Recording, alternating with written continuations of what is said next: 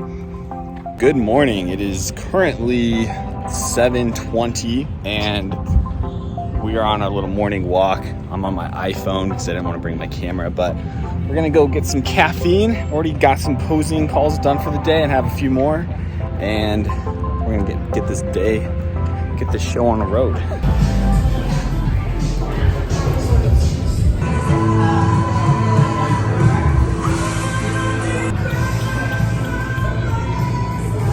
Okay, I ended up getting the zero sugar energy with, it was kiwi, guava, and coconut with a little vanilla cream on top. What'd you get?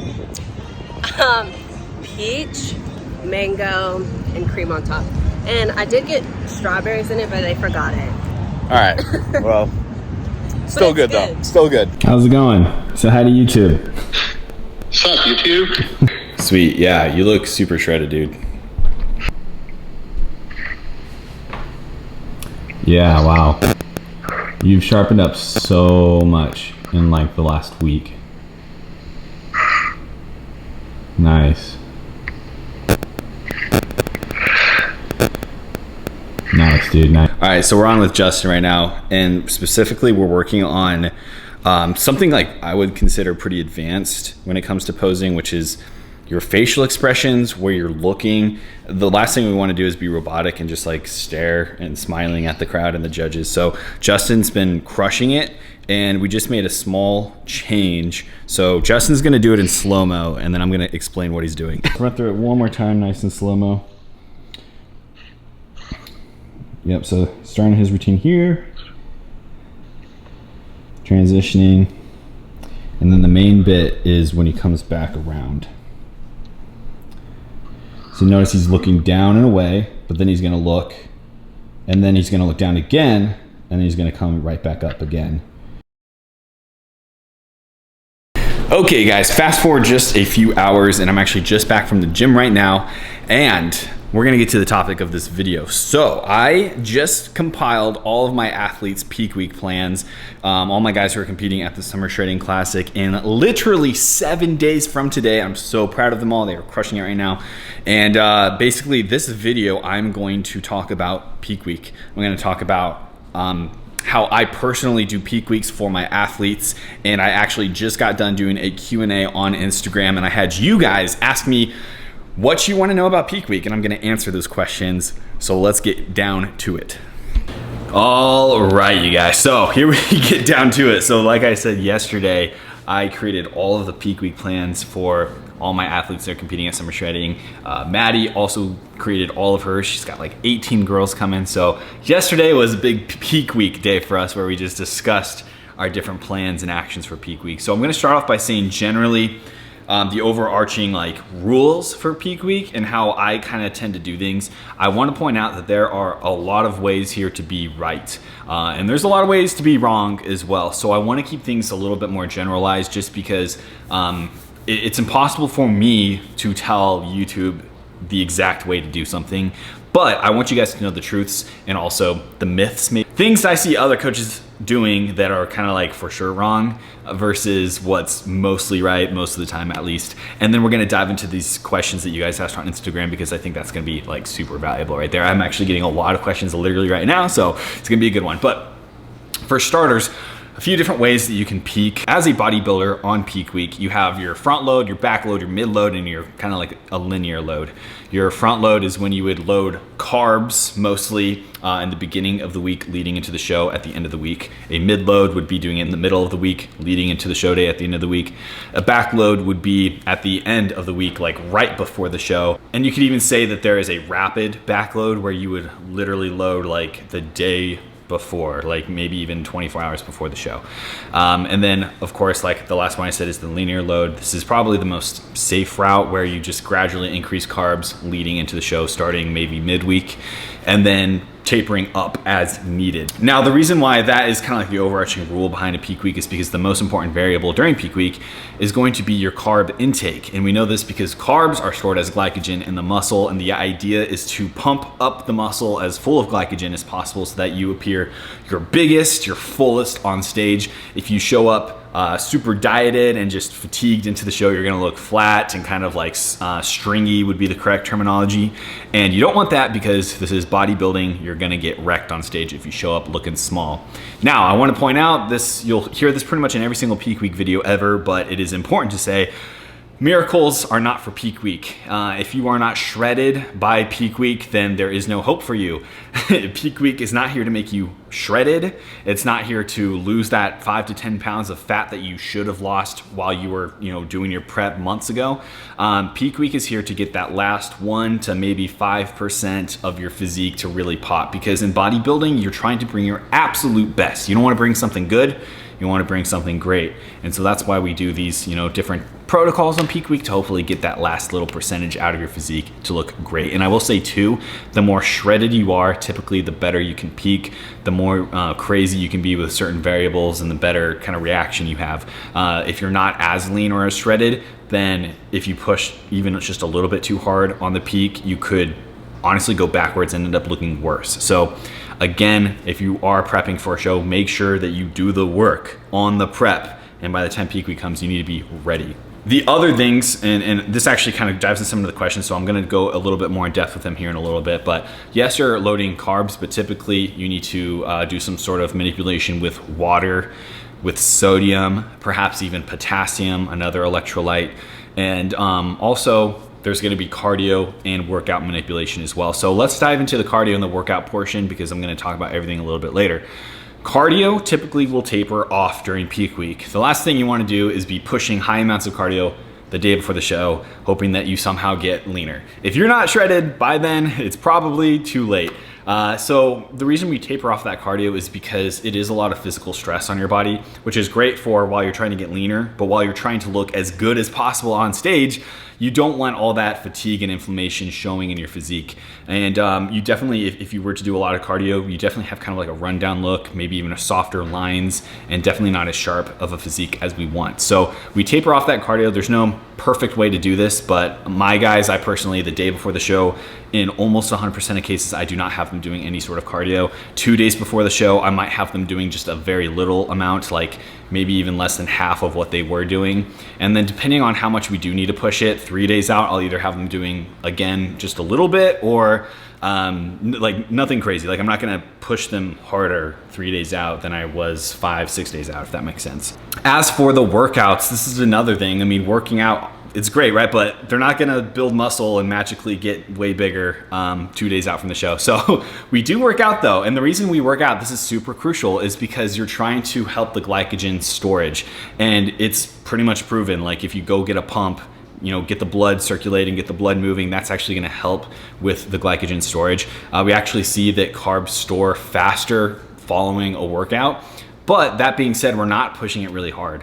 I have my guys typically, again, this is typically speaking, generally speaking, 2 days out from the show, I'm having them do some sort of full body circuit. We are going 50 to 75% intensity, meaning no PRs are being hit here. We're actually staying away mostly from compound movements, and we're sticking to just really easy stuff. We'll do maybe some body weight squats or like goblet squats or like a leg press, like something super chill, and we are not going heavy. At any time, if you're starting to feel your muscles burning or like you're gonna be sore the next day, like we cut it. We're pretty chill about that. And then especially the day before the show, at that point, I'm usually only doing an upper body circuit, especially for my guys that are doing like classic physique or open bodybuilding where we need to show off the legs. I don't want any sort of inflammation on that day as well. So the upper body circuit at that point is literally 50% max of intensity. That means you are doing bicep curls with a really light weight, and you're not going until it's burning. You are going to get the most minor little pump ever, and then you're cutting it. That's it. Probably 2 sets per muscle group. Boom, that's it. And this is super important. We don't want to push it too hard. Now, the days before that, you can push it a little harder. I actually do cut most of my guys to a 5-day split leading up into the show, just to help with the recovery a little bit beforehand. But that's really important. And I've heard some myths out there that like you have to stop, lifting legs altogether for like 1 or 2 weeks before the show. I don't even know where that's come from. The key here is the intensity of those lifts. You actually do want to lift a little bit because again, it's going to help with that carb storage and just help with everything. So that's the workout portion of it. As for water, again, I'm going to go into a little more depth, but generally speaking, you are going to want to increase the water going into the show. Now, this one is probably kind of like I want to say controversial, especially if I were to talk to like old school bodybuilders that would believe you need to cut water completely in order to dry out. There's a few issues I have here. For starters, the term dry out, I do use it, but I usually put quotes around it because that would, most people aren't wet. Like they're not watery, and that's why they look bad. It's most of the time you're not lean enough. I mean, if you think you're watery, it's probably fat. There are situations where you actually are watery, and that's mostly when we're manipulating things with hormones, and guys who are using, performance enhancing drugs, they have a real reason behind being watery. If you're natural and you're watery, you're not lean enough. That's 99% true. The reason why cutting water isn't going to fix that is because your body is in a state of homeostasis. You have a certain ratio of water that is stored in the muscle cell versus extracellular or like subcutaneous, let's say. And that ratio is somewhere around 60 to 40%. And that ratio never changes. So if you were to cut water, your water will go down, right? But the ratio will stay the same. You cannot choose to lose subcutaneous water and only revealing the muscle. That makes no sense. That's not how it works. You would also lose water from the muscle cell, which would make your muscles look flatter. So there's really no point in cutting water because of that. Not only that, but you actually need water to help with the glycogen storage. So it's just not a good idea. I have seen guys, I personally know guys who I wasn't coaching, who were hitting the sauna the day before the show. That also makes no sense because quite literally within minutes to hours after sweating, that ratio would equal itself back out, and then you would honestly just flatten your muscles out. So literally 0 point to that. And obviously once you get a tan on, you're not able to sauna anyway. It's not like you can go hit a sauna 10 minutes before stage and then walk out looking dry. It's like, it doesn't work. You just sweat off your tan at that point. So the real solution is just to get lean enough. And then there are sodium and kind of, if you want to deal with potassium, you can deal with that as well. But that's kind of like the overarching thing. What we're trying to do is fill up as much as possible to look as jacked as possible. Another key thing I've noticed before I get into the Q&A here is that the more physical stress you reduce via decreasing intensity in your workouts and decreasing cardio, and the more mental stress that you can take away by perhaps getting to your show town, if you're competing out of town, getting there a little bit earlier, getting settled in your hotel a little bit earlier, like not the day before, releasing as many reasons to be stressful as possible. If you reduce that physical and that mental stress, you will look better. Don't freak out too much about that. I mean, every single person is a little bit stressed going into the show. So don't think that if you are a little bit stressed, you're just going to look like crap, because that's not true. At the end of the day, every single person stepping on that stage is a little bit stressed. But reducing those stressors is definitely going to help. And I will see a lot of my guys actually drop a little bit of weight from literally just getting to the town. For instance, next week in Houston, a couple days early, relaxing, having fun, they will literally drop some weight and look better.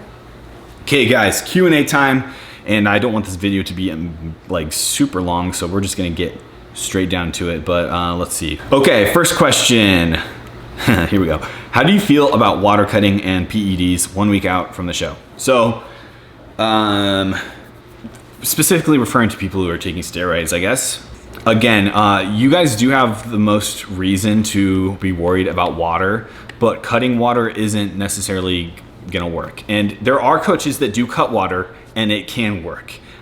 I don't do that because you don't need to do that. Like, it's not better. If anything, it's riskier. You're gonna run into a bunch of issues if you mess up. And again, you're trying to store as much glycogen as possible in the muscle. For carbs to properly be stored, you need water and you need sodium. So taking those things away, not that bright of an idea. I know coaches that have their guys, even if they're natural, cutting sodium completely for days leading into the show. Why I think this is stupid is, well, it is stupid, but why I would say it's stupid is a couple reasons. Number one, you're gonna have hyponatremia. All of those athletes are gonna get massive headaches because they don't have enough sodium, and that's not good.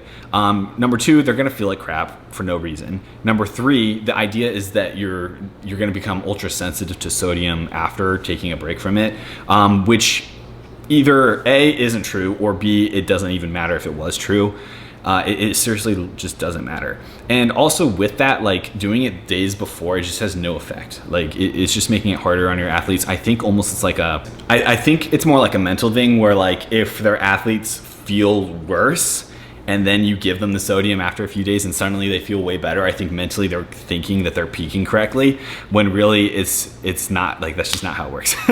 So there's that. Also here it says like 1 week out. That just doesn't make sense to me to cut water that early. And lastly, with the PEDs, I do believe in cutting the PEDs, especially injectables, mostly injectables, out minimum 7 days, kind of depending on the ester of those PEDs. I have literally seen guys backstage, and I have friends. I don't want to like call anyone out, but I have friends of mine that I look at them, I'm like, dang, they look like they are taking tests and they didn't cut it out before the show. And then later I found out that they didn't cut out their test before the show, and that's why they look soft and watery, because testosterone can make you look soft and watery. Raised estrogen can make you look soft and watery. Raised prolactin can make you look soft and watery. So if you're not cutting those things and managing those things before the show, then it's honestly like not even worth it to be taking a PED at that point, because you're gonna look like crap on stage. Okay, question number 2. This one's really, how does the plan change for peak week? I already just explained all of that. Your training plan changes, your cardio changes, your nutrition changes. I guess if I were to think about any other details as far as carbs go, we still follow flexible dieting, but I definitely push the guys to change up our carb sources. So for starters, we don't have any vegetables or any fruits. And I don't say like zero, I say like low to no fruits and vegetables. The reason we do that is because generally towards the end of a prep, a lot of your carbs are going to come from vegetables because you're starving, and vegetables have a lot of volume to them, so you rely on that to try to stay full. The reason why we cut those out for the last few days of peak week is because lots of fruits and vegetables, actually almost most fruits and vegetables, are FODMAP foods. You can look that up, FODMAP, and basically they're just known foods that usually cause people to bloat. For me, if I were to have like mushrooms, especially if they're not cooked enough, I will get extremely bloated. Onions are a popular one. Garlic is a really popular one too. Foods that you don't even think about because they're healthy. Like it doesn't mean it's bad for you, but it does make people bloat. And a lot of the times it's because like our bodies aren't meant to break down a lot of the fibers that are in vegetables, so it causes us to get bloated. Fruits are a big one. A lot of people don't even realize it because fruit is healthy for you. It's good for you, but it can also make you really bloated. The last thing you want to do is be bloated before a bodybuilding show. So we cut those things out. We replace a lot of our carbs with super just like easy and consistent carb sources like rice cakes. It's gluten-free. We're not going to find out that someone has a gluten intolerance one day out before the show. It's fast digesting. Like rice is very easy to digest in most people, especially like a jasmine rice. It's so like consistent. I can just tell people like, hey, have X amount of rice cakes and there you go. We also use other things like Cheerios. We will use like bagels and stuff like that too, but nothing like weird. I don't have my guys like creating some crazy like stevia, weird, flexible dieting, macro friendly TikTok recipe the day before the show. Like we stay away from all that stuff. Someone asked, I've heard different opinions regarding water intake during peak week. So I kind of explained that a little bit, but to go in more depth, we do increase water intake because we are increasing the carb intake. There's no magic number here. I do push some of my guys as high as 2 gallons of water. Typically those guys will be pushing 600 grams plus of carbs as part of their load. It does kind of depend on the person, how much they weigh and how many carbs they're having. Maddie has a girl who I think she's gonna do really well. She's literally like 90 something pounds right now. And I mean, she's shorter and she's a female. And I think we have her, well, Maddie has her at 1 gallon of water, which for a 90 something pound female that is peaking on like, 200 grams of carbs, that's a lot. So it just depends, but the general idea is to get in plenty of fluid and make sure that you're hydrated.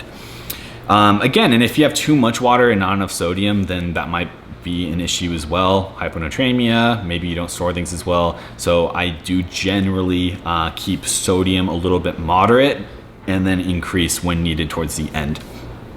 Okay, next question, do you play with water and sodium intake? So yeah, we keep it pretty pretty steady. There's no secret number here. Again, it kind of depends on how many calories someone is eating, how big they are, whatever. But we keep sodium pretty steady. I do give them a number to not go over. That number is usually around 4,000 milligrams. Again, that is not a secret number. That's not a special number. It could be 3,000, could be 5,000, like whatever. It just depends on the person, but that is very general for me to say. And then what we do is right before the show, we increase that. The day before the show, we might even like decrease relative to carbs, but then the day of, we increase sodium, especially right before they go out, because that's going to increase blood volume and increase blood pressure, which is all good for getting super vascular and pumped up on stage.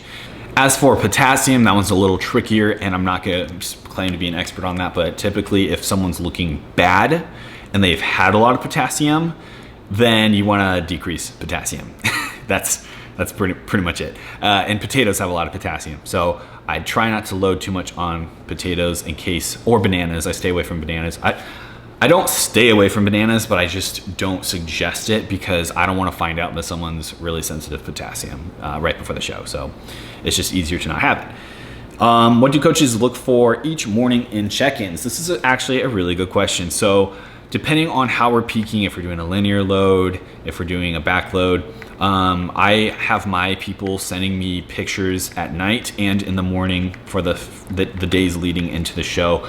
I'm looking for how they look in the morning. Are they sharpening up? Are they still soft? Are they still flat? Whatever. And then at night, I'm looking up how they look at night versus how many carbs they've had. The idea is to kind of master that look, because the night before the show, I want them to look a little soft and loaded.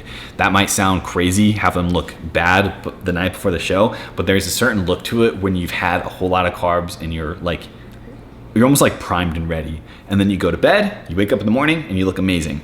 I know what that look looks like now because I've been doing this for a few years, but that's the look I'm going for. And so leading into the show, I'm more just like kind of like messing around, getting an idea for what they're looking like based on what I'm giving them. And then I'll have my decision made by the day before the show of like what we need to do.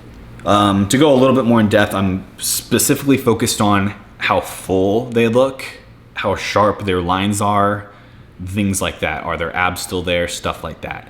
And you have to have a coach's eye for that. Okay, this is the last question I'll answer, and it is, does everyone always do a mock peak week? The answer is no. I do believe in the concept of it, but sometimes it's just not really needed. Some of my guys this year, I did mini mock peaks where I gave them maybe a very high refeed day just to see how they looked, to get an idea if I could for sure push them pretty hard on the carb load.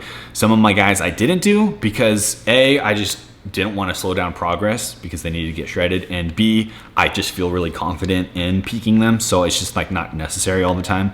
One of my athletes I've been coaching for a really long time, Spencer, I did not give him a full mock peak week this year, but I did test him a little bit because I wanted to see, I mean, it had been a couple years since I've peaked him. I just want to make sure that we're still on the same page with things, with what worked last time I peaked him. And yeah, it was good confirmation.